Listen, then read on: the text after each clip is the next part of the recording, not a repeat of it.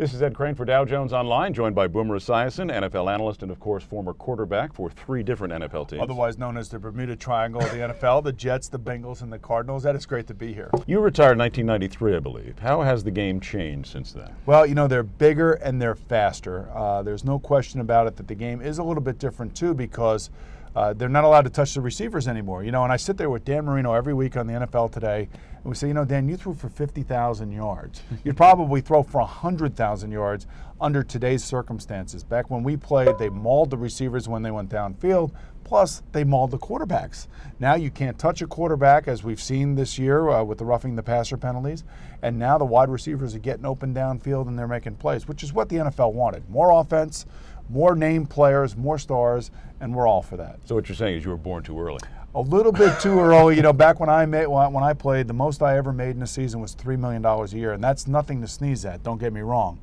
But now, you know, Peyton Manning is up to about $15 million per year as the top player at the position that pays the most. So God bless them and God bless America. That's what I got to say. And you have some news for us. I do. You know, the NFL is announcing the FedEx Air and Ground Players of the Year nominees. Each week this year, we put it out to the fans as we nominated 3 players in each the ground category, the running backs, and the air category, the quarterbacks.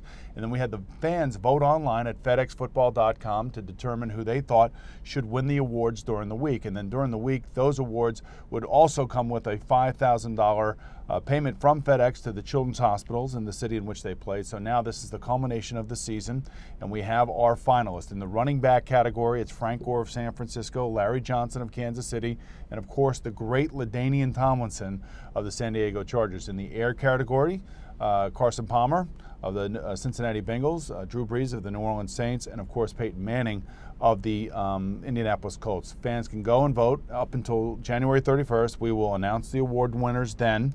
They will also receive a $25,000 donation made in their name to the local children's hospital in the city in which they play.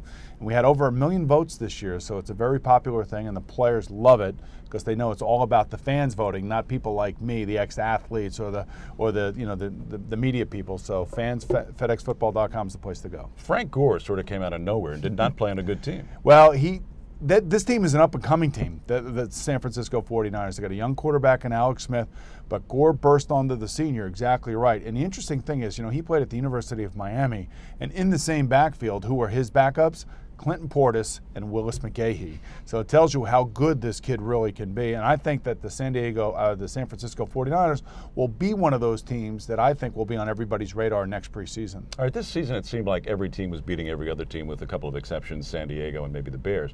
Who do you like? Well, right now I love the New England Patriots. And who can't love the New England Patriots? You have the best big game quarterback in all of football. This generation's Joe Montana, and Tom Brady. You have a tremendous coaching staff. You have the best head coach in football right now in terms of managing the game, making the decisions. Do I go for it? Don't I go for it?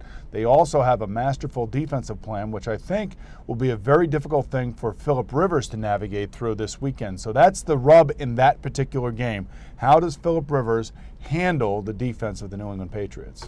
All right, Boomer, thanks for joining us. My pleasure, Ed. Thank you. It's Boomer Esiason, NFL analyst and former NFL quarterback. I'm Ed Crane for Dow Jones Online.